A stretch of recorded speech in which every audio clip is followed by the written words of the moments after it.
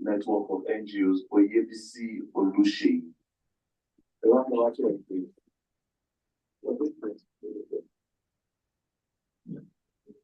Thank you very much, everyone. And our conversation today is actually around the place of cross-border collaboration and partnerships. I think there's anything the theme of this particular, of the SDGs trying to deliver is the fact that we leave no one behind. And one of the ways that we've seen that is necessary to achieve that is actually through collaboration. So I'll just begin by seeing how we could explore the conversation around from our various backgrounds and see how we'll be able to get to a place where we are able to see the need for the importance of cross-border collaboration and partnerships with addressing global challenges, the role of government, civil societies, and the private sector, and also successful examples of cross-border collaboration that we've seen across Africa to the world. So, but my first question actually will begin from, Mr. Prince Innocent, Professor Innocent. So how critical have you seen is the need for cross-border collaboration? And how has this been able to affect the issues around global challenges like climate change and issues that are common across all nationalities and all nations? I think the way I would try to answer this question is by asking, is it actually possible to solve any of the global problems by solving in just one country? Like, take any problem, I don't know, take hunger, for example, or let's take climate change, the topic of the now. Can a country successfully say, well, we have resolved climate change is no longer a concern in the world? If that is possible, then maybe cross-border collaboration is a necessity. But so long as that isn't possible, so long as this is a shared world where all of us are equal stakeholders, it is very important for us to realize that it is by joining of hands that any of this is possible. And it's also by understanding the role of equity in these solutions, because not all collaborations are equal. We need to collaborate equitably, and before we can successfully say we are finding solutions. So it's going to be with us to say, well, we have found the solution on paper that's going to solve problem A, but without paying attention to the fact that that also puts person B in jeopardy, right? A solution to waste problem is not dumping the waste in the neighbors out there. It does not solve the waste problem. It really solves your house dirty problem, right? And that's it. So this is why cross collaboration is critical. It's not one of the options. It should be the only way because it's a shared world and we're all equal stakeholders. All right, thank you very much. I think something that stood out to me is the fact that if we solve it for one place, we have not solved it at all. Because then again, we live in a world that has shared experiences. I mean, COVID was a clear situation of that, where I mean, someone sneezed in China and all of a sudden everyone else is sneezing, right? I think it showed us how connected we are as a people, and how, I mean, we see it all the time, even with the wars happening around the world currently and the issues going on. We see that we almost collaborate because we can all feel safe for ourselves. So my next question actually will go to Simon Afrikubi. And the question is around what key factors make this cross-border collaboration and partnership in addressing global challenges? What key factors do we need to do as Africans, and what key factors need to be in place for this global collaborations to happen? Because then again, we spoke about the place of equality and equity, and Africa coming to the table to say, we have a problem, we have a solution to some of the problems you might be facing. So what key factors should we be looking at from your own perspective to be able to make this cross-border collaboration to solve global challenges? Thank you. I think if you ask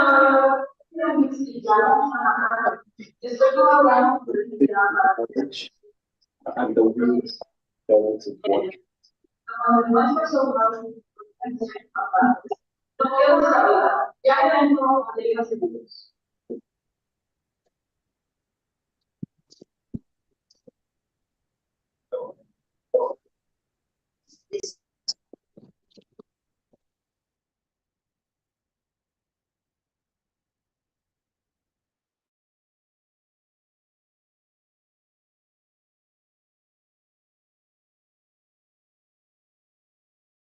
Know that those that were killed by Boko Haram, but no one paid too much attention as the kind of to road traffic issues, the kind of attention they pay to combating Boko Haram. So that sparked my interest, and I decided I was going to work in this area to stimulate conversation in this area. So that's the non-profit organization, and today we are in 3 countries.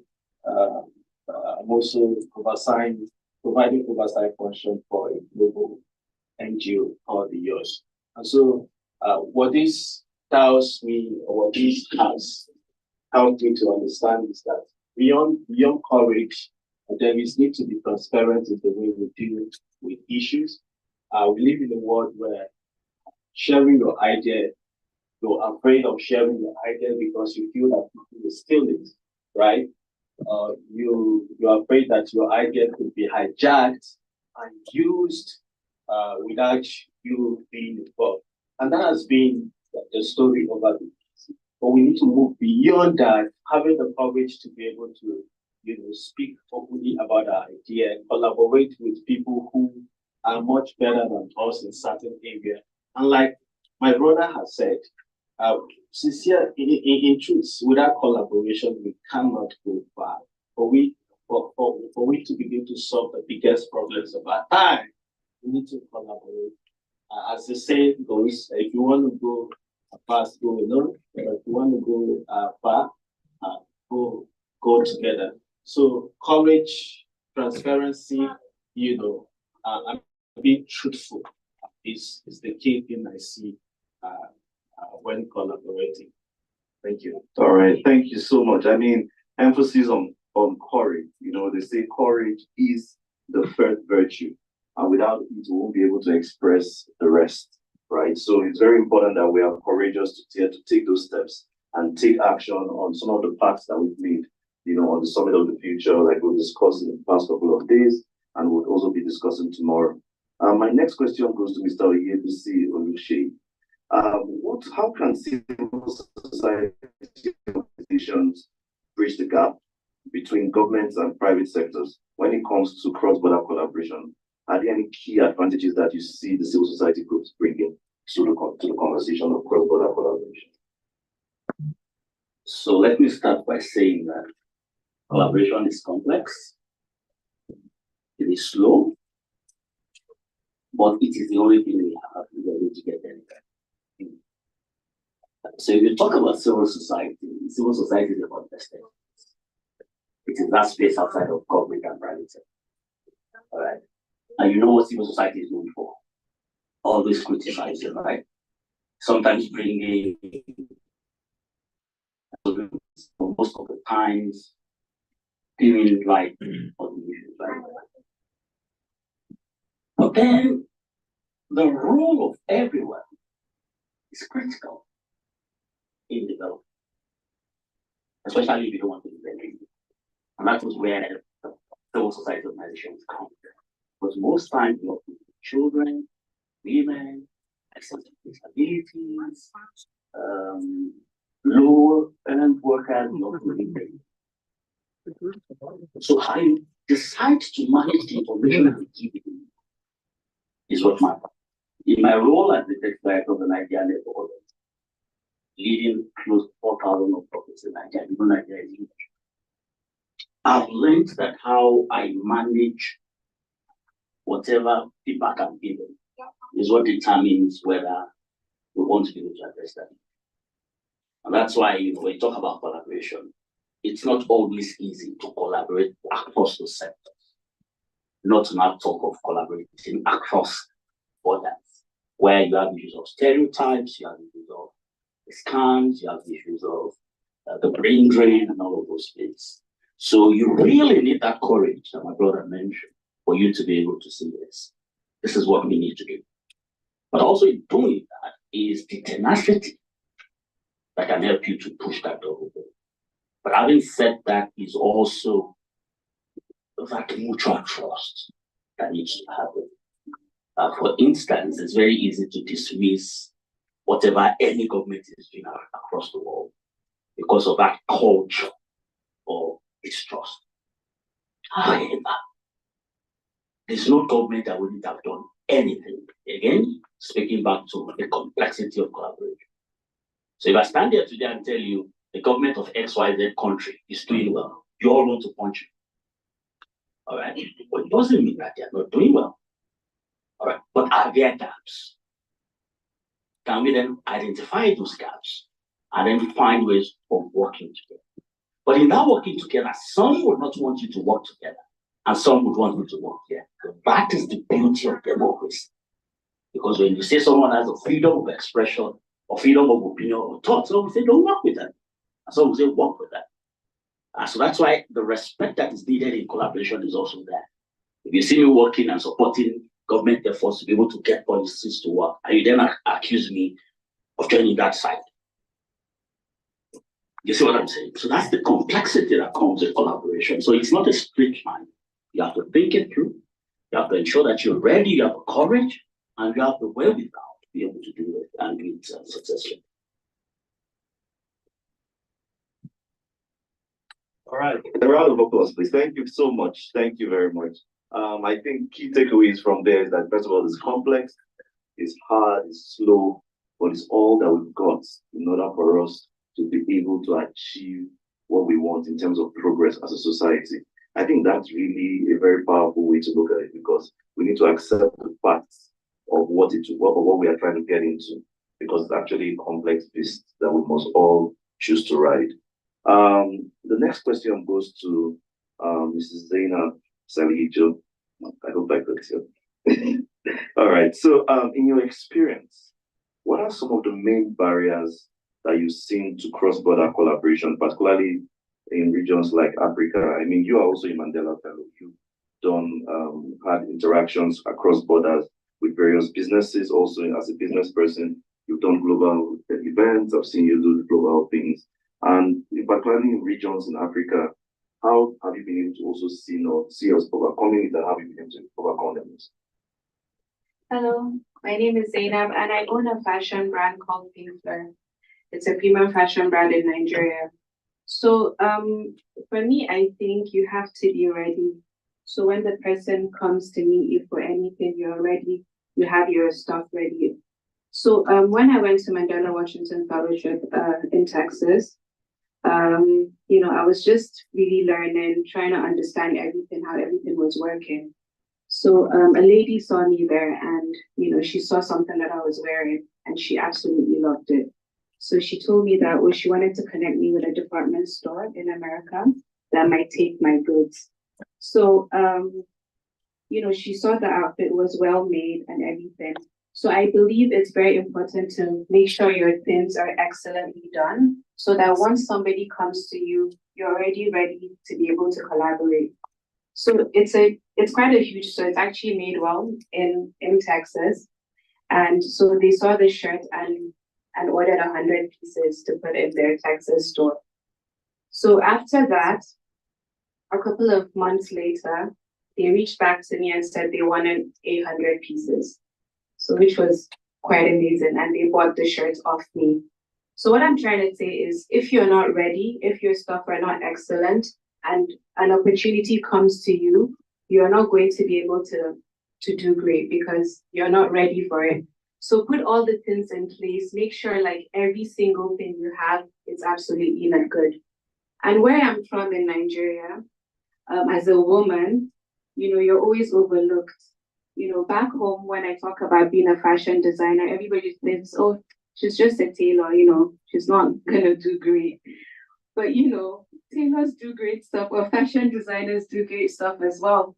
So it depends on how you look at yourself as well. If you're thinking on a global scale, you would get to a global stage. If you're thinking of yourself as a tailor, you will stay as a tailor. So just think big. think of what you want to go for it. I think that's what I would say. All right, I mean,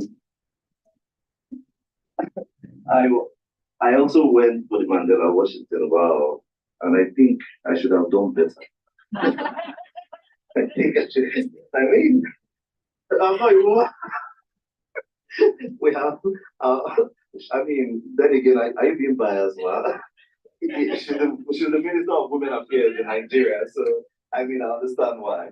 You have to be biased towards women, yeah, I mean, fair enough. So I think something that we've also seen across when we're talking about cross-border collaboration, now I'm coming to you, Prof. Yeah, keep checking for him behind that. He's yet to come.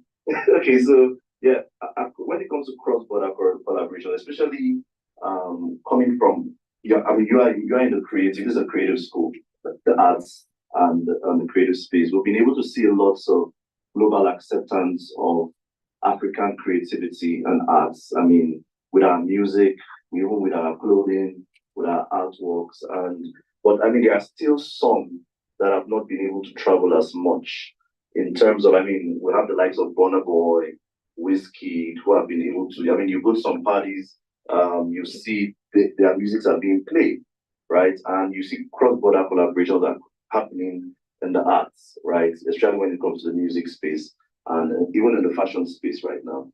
What are those key elements you've been able to observe in terms of culture that made these cultures to be able to collaborate? Because I mean, before I literally see people at Burna Boy's concert, for example, and I know they don't understand what he's saying, because even me as a Nigerian, I do not understand what he's saying. So, but they've been able to marry, right? What have you been able to see as someone, a professor of arts and culture, and how it's been able to influence cross-border collaboration? So there's probably about 2 or 3 ways I go about this. There is what have I been able to see, and there is what is essential in order to enable this, right? And I would like to start with what's essential. Maybe from there we can find what we're able to do and what we actually are doing, because not to shade anyone, I often say to people that Nigerians, a lot of Nigerians are successful outside Nigeria, not because of Nigeria, but in spite of Nigeria. And not to shade the country, but yeah. But you see, it's impossible to sit as a country and have such an active cultural space as we do, and an active creative space as we do, and not actually have the right policies to back it up.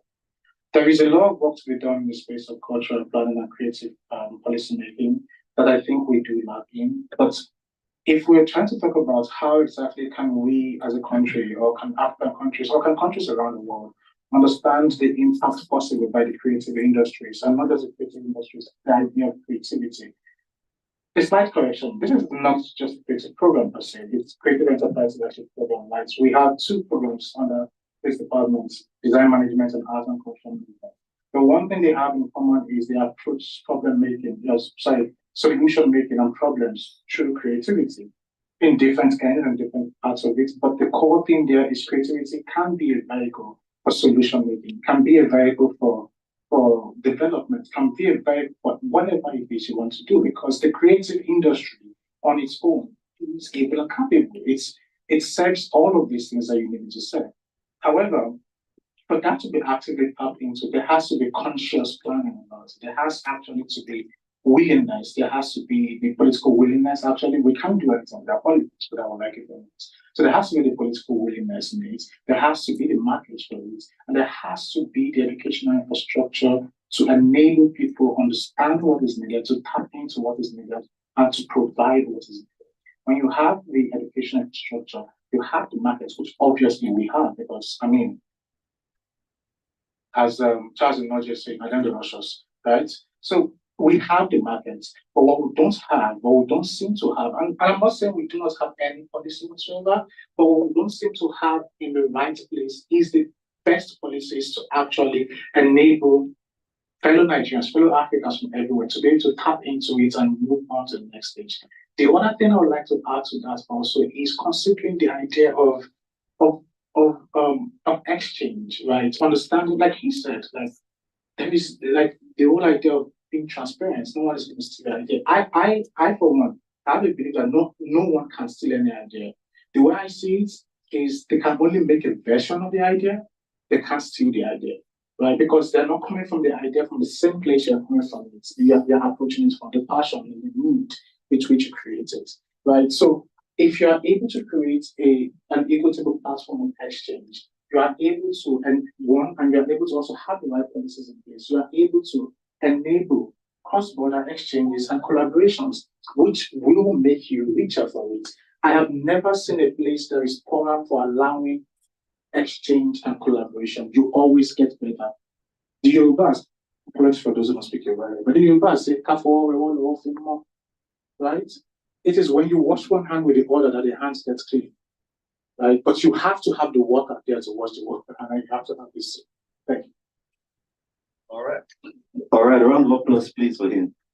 I think we'll be fixing to round up this panel now, but I would like to just have us give one statement around collaboration and what you hope to see when it comes to collaboration. I think I once heard a statement that said, it's now time for us to see not just the West bringing solutions to Africans' problems, but we need to see Africans' solutions to the world's problems.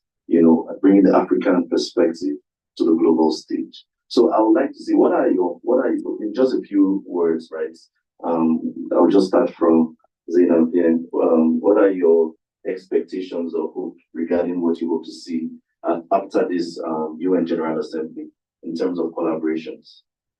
Okay, I think as Africans, we need to do better. So a lot of the times they bring things to us and say, okay, this is good enough for Africa. Why don't we compete on the global scale as well? So let's compete on the global stage and be excellent and create excellent stuff that there's no way that people would overlook us. Yes, over to you. Yes, I think for me is to work over our inferiority complexity. There's no product that an African is not consulted on. So our ideas are sometimes in the design, the iteration, and the final product. All right. So I think we need to start being bold. If someone will listen to Burna Boy's music and will not understand it, the language, but would understand the beat, which is African. Which someone then says, because of this beat, I love this beat. Let's do it together. Then let's work on the confidence that we need as African. There's no electricity, there's no light, all right? However, the ideas are there. Yes, the policies are not right. However, we all still need, as young people, to hold the system accountable to give us the right policies, the right implementation. When those are there also, there's still the fact where we need to train our mind to have the confidence to challenge the status quo around the global south. That's what we prefer. Sorry, put in Nigeria and Africa. Just events not consistent. Just to clarify. Not just it goes off. Yeah, their power outside. While we are walking around it. Thank you for the clarification. All right. Mr. Simon, here we are going green. Yes. Yes, I think you don't just jump start into collaborative. There are certain things you need to do. And that has to do with proof of concept. So you need to have done something already that makes the other person want to trust you with resources or whatever thing to work with you. And so that is key. I'm a member of the Yali Network, by the way, the IBNP. When we started Yali Network in 2016, all we had then was an idea. But because we were transparent, because we were bold enough, led by Chidima, bold enough, we had a proof of concept, mobilizing resources within ourselves, to organize events, come together, people began to trust us. So there's need to be that proof of concept. You should be doing something at a local level, no matter how small it is. Then you can approach people, you can approach others to collaborate, and they will trust you and to work with you. Okay, so I think I'll take it to a bit of poetry by a Canadian poet I quote too much of, Shane Colson. He has a poem, and then somewhere in the poem he says something. He says, "We are facing crisis." And then he goes on to explain that the most alarming part of the sentence, of the statement, "we are facing crisis," is not the word crisis, it's the word we. Because those two letters takes responsibility away from the individual and puts it on the menu. Right? And by that we become atlas. We all have to carry the world on our shoulder. And that is the way I see collaboration. It is a responsibility that we all have to rise to. Because one person alone cannot wipe the earth clean. One person alone, one drop of rain cannot make the earth clean. We have to all face the crisis together because we are all atlas. And as Two-Face Dibia once said, they tell you say easy and set up. It's not going to be easy, but it's going to be necessary. All right. Thank you. Round of applause. I think we all, if there's anything you will leave with is the necessity for collaboration. It can be slow. We all need it. The place of courage and the place of us knowing that it's a necessity. We have shared problems, so we need shared solutions, and we need to have global standards. Let our products be globally acceptable, and let us be ready for the collaborations that we seek. How a wonderful day.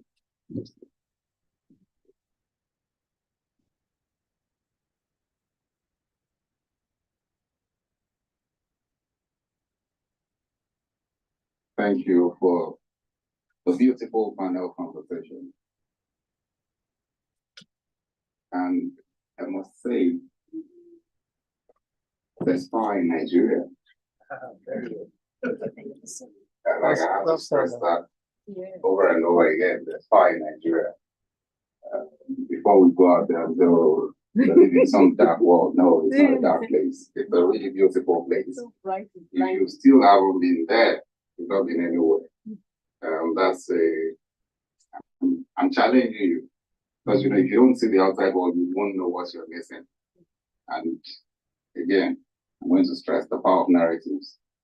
The best of brains that you would ever get anywhere in the world, you'll find it in our country. Absolutely. And I dare to say that. Yeah. There's nowhere that I have been to, there's nowhere I step into that I do not set the pace. Not because I want to force myself on people, but see, you can't grow up in a country like Nigeria and not know how to lead. That's the truth. Mm. You are wired to succeed. You are wired to think creatively. So, and yes, there's power in Nigeria. Yes. What did I say? There's what? There's power. Why are you emphasizing? Thank you so much for the panel conversation. I think we're a lot better for that. And the next thing that we would like to do right now is to bring up stage for a remark, the Honorable Minister of Women Affairs in Nigeria. Okay, no, let me put it the best way possible. In the Federal Republic of Nigeria, the Honorable Minister of Women Affairs. Okay, so I've been doing exercise of names, so I'm going to do again. Uju Kennedy Ohaneye. I got it right. Clap for me. So for the sake of our friends who are joining us, Nigeria is the country of over 250 ethnic nationalities. So if I'm saying that am I pronouncing the name well, it's because there's so many parts in Nigeria. And that's why you need to experience Nigeria. You really need to experience Nigeria, the beauty and diversity in Nigeria. It's not a DEI conversation, actually. It's like a lived experience. Thank you so much. Thank you, everyone. I am so glad to be here today. And I'm seeing the youths. I'm seeing the white people. I'm seeing the black people. And I heard all. They spoke about collaboration. They spoke about not having light in our country. They spoke about we have light. We're not living in that. And they talked about not having complex. But they didn't talk about the solutions. Because no matter what we do, no matter how we collaborate, and we don't solve the major issue that is keeping us down, we're going nowhere. You just keep talking, having panels. But the problem is staring at you. Why is everyone dodging from it and lying to yourselves? I want to understand why. Somebody left here and said he's in charge of NGOs. I hope that guy is still here. My guy. You're in charge of NGOs. NGOs is part of our problem. No. Yes. They talk about NGOs. Have you checked what they write for your country? What do they apply to white people to give to them for your country? Which of it helps your country? Do you know how much money they bring into the country? Who has it helped? Why are we not addressing this? Why do we keep lying to ourselves? We come here, we all rally round to come here every unit. Onga, CSW, what have you ever taken home from Onga? What have you ever taken home from CSW? How long can we continue being stupid? I am sorry to use this word. Next time, don't call me. I don't care. How long are we supposed to be? Next thing, we are more intelligent than people you apply to. We have what it takes. But out of selfishness, wickedness, inhumanity to human, everybody thinks about himself, his pocket. Nobody thinks about Nigeria as a nation. Augusta. I'm with you, ma. Yes. On the 15th of October, I'm declaring a war against the organizations. No. You call them CSW, you call them NGOs. I'm declaring a war on the 15th of October, where I'm inaugurating the ambassadors of integrity. You had better warn your people. Let nobody apply for Nigeria again. Advocacies, meetings, consultancies. You apply for what we need that will make an impact. You apply that, we are heading to court, though. That's not more. No more, no less. Then how do we take our people off the streets? Some of the organizations, I don't want to mention their names. I sit in that office, I see a whole lot. Sometimes in a year, they bring in $1 billion. What impact have you seen out of these monies? Let somebody raise his hand and give me one impact. Whether poverty is increasing or decreasing. Whether people are hungrier or they are feeling fat. Area of research. Still, we keep quiet. We pretend. We sign loans all the time. Billions of dollars. What has it done for us? What has it changed for us? Have any one of you looked in to check what kind of loan is that? It is your right to check it. Who are the ones giving us loans and who are the ones taking it back after giving it to us? Have you checked? You want it to come from me, Abby? You no go hear me. Where you will hear me is court. That is where you will hear me. But I expect when you talk about collaboration, let us first look out for ourselves and our nation and say no to certain things that are destroying us. They are staring at us. You know it. I know it. But everybody is waiting for who will say it. Now I'm pushing you to say it. Look into it. It is your right.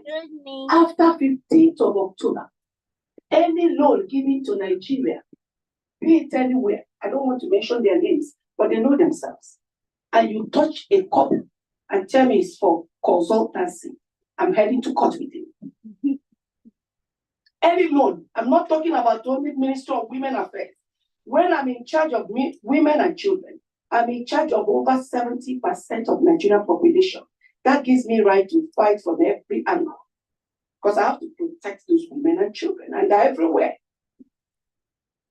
So, can one person fight this alone? No. When you people wear your suits like I'm wearing, move around, have panels, talk, policies, no implementations. Most policies you do waste a lot of money, waste your time, and keep lying to yourself. They are all in the Constitution. In my ministry, they say they are doing child rights. There is child rights in our Constitution. If I mention to you how much they've spent in pursuing child rights, why are we always listening upside down? Even shooting ourselves on the foot by ourselves.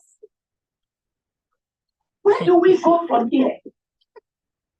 Declare yourself today voluntarily as integrity ambassador, so that you join hands and fight with causes that are bringing us down.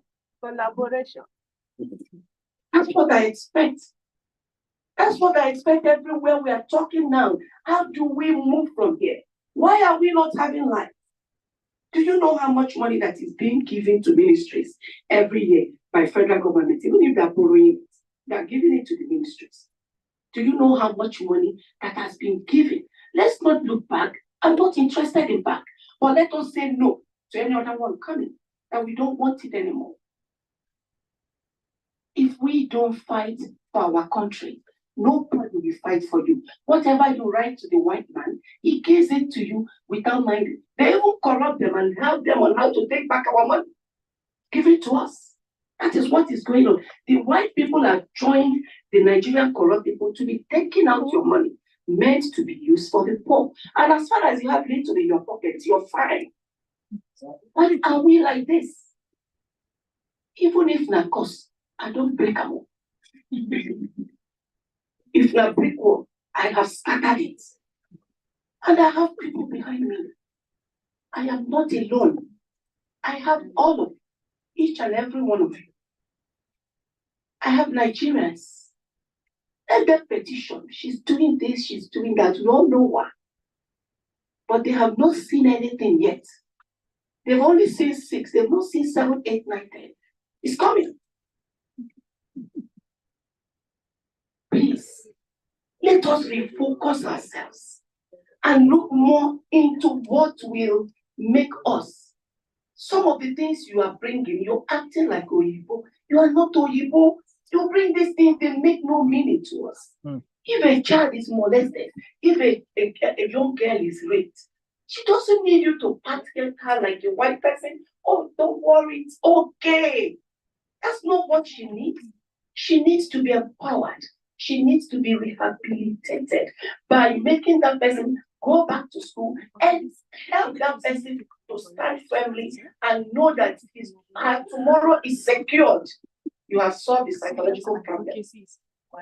Our issues and their issues are not the same.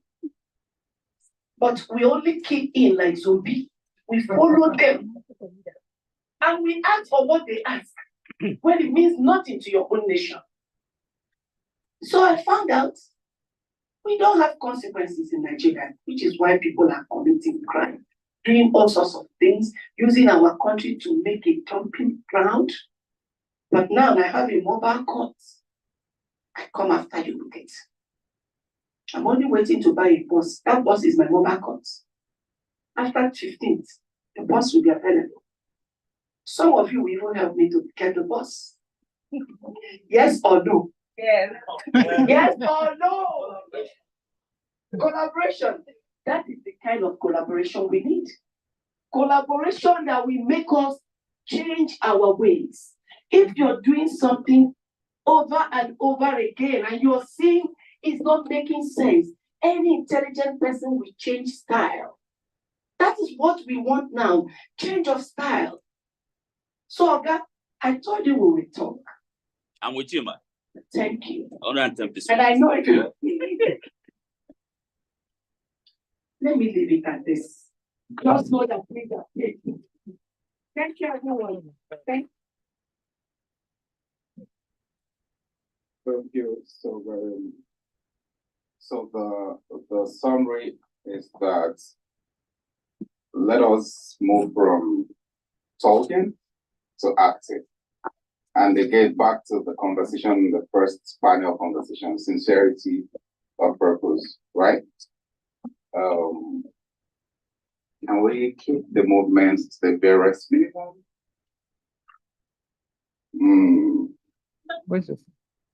Okay, so it's my very nice day, and I will not do what I do normally, because I throw shade a lot. But I'm going to be nice today, you know. But let's keep movements at the barest minimum. That's the hallmark of leaders, acting with decorum, right? So the summary of everything that was said, let us pay more attention to the work that needs to be done. Let us invest more in the work. I'm just trying to do like a recap, right? Let us invest more in the work. Let us do less of talk shows and do more of work shows. Those are important takeaways from everything that we've done from the beginning to this point. If we leave this place and we still don't feel energized to fix problems, we don't need to talk too much. We need to do so much. That's what we need to do right now. We need to do so much, not talk too much. When you talk too much, you analyze yourself out of even understanding the problem you want to solve. So again, thank you all for your patience. Thank you for being here all this while. And we're wrapping this up in a matter of minutes. I believe that will be done. And I think the last thing to do, okay, sorry, I thought I could get it off, but I need to check what the next item is. Apologies. Sometimes we think that you can pick everything, but then this memory,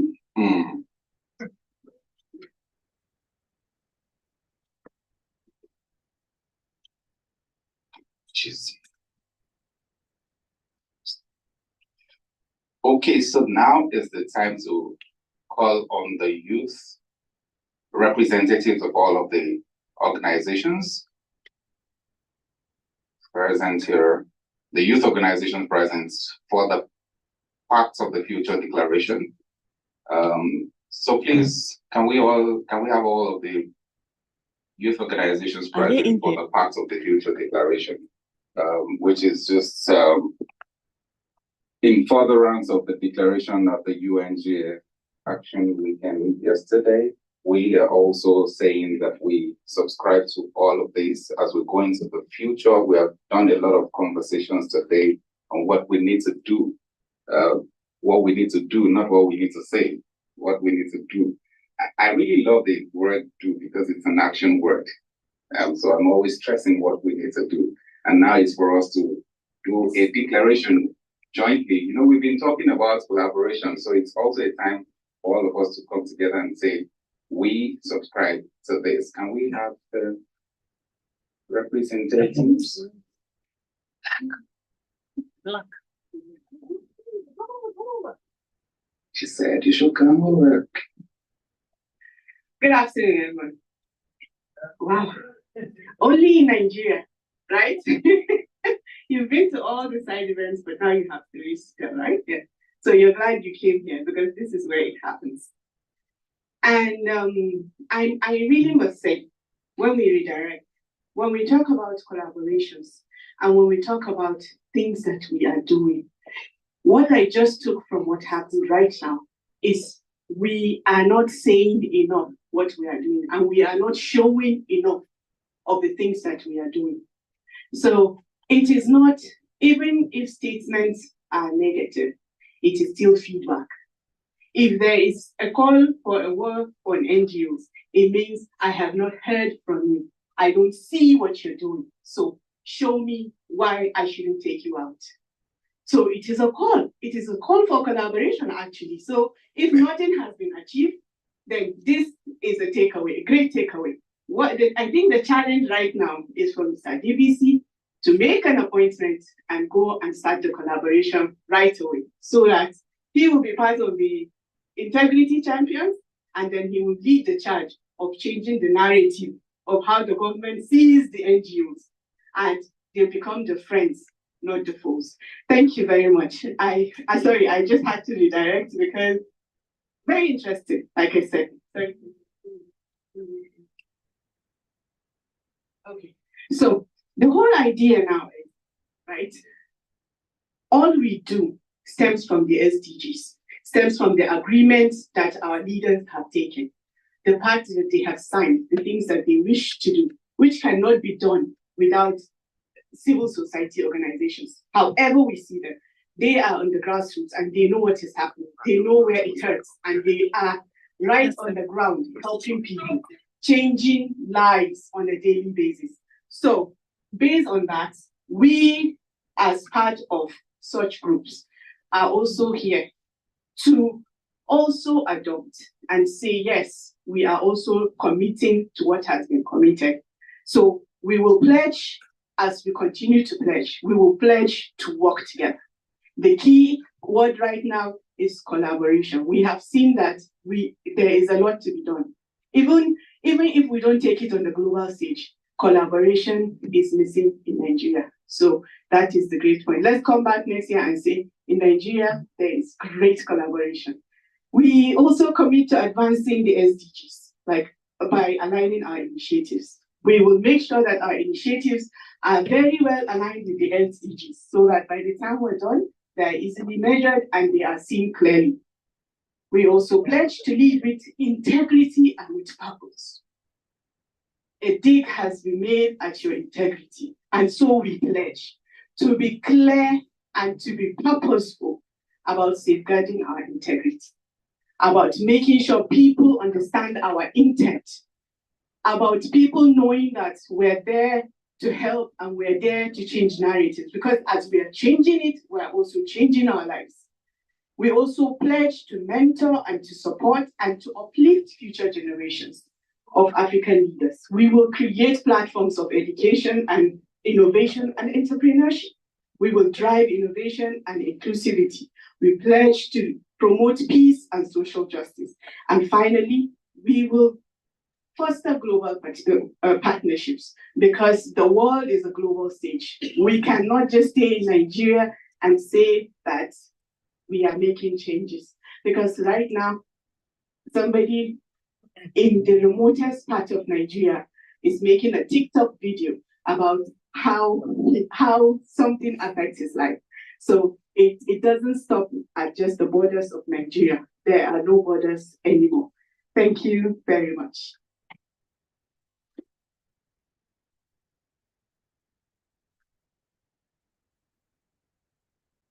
It's so interesting because I actually forgot to introduce myself. So my name is Leila Temisibugu, and I am the General Secretary of the Joint Consultative Council of the Central Bank of Nigeria. So you would say, the Central Bank of Nigeria, what do we have to offer here? So the Central Bank of Nigeria has 60% of youth population as their staff members. It has become clear to our management that young people in the bank have a lot to offer to global conversation. We have experts, we have very good professional people doing wonderful things in their field. But I bet you a lot of people don't even know CBN staff. Like when you say you're CBN staff, they're like, yeah, really? You guys exist? So we're here to change that narrative. We're here to collaborate. We're here to bring our expertise. We're here to, if it's research, we're here to research with you. We are the ones that make the policies that all affect you. It is that young person in that office that writes the first draft that affects your life. So that is why our management felt that there is a need for us to better collaborate with other people on the global stage so that we're able to make better policies that will affect our lives positively. So on this note, I would love to thank each and every one of you. This event would not have been possible without the great support of Pratt Institute. You guys have been doing wonderful, amazing things, given a platform for creative leaders, the experience. You know, when I saw it on your website and you said you give experience, I wondered, how do you give experience? but I got one today. So we're really indebted to your generosity and your kindness. Our partners, the Yali Network, the Mandela Foundation, the Female Network, Ms. Joy, Female Network, Journalists of Nigeria, and everyone else that took time to come here on a Sunday evening. It really shows commitment to purpose. We really thank you very, very much and hope that as we leave here, we all pledge to do something, whatever it is, something. What is that thing that you can offer? What is that thing that you can offer? Think about it and go do it. Thank you very much, everybody. Have a wonderful day.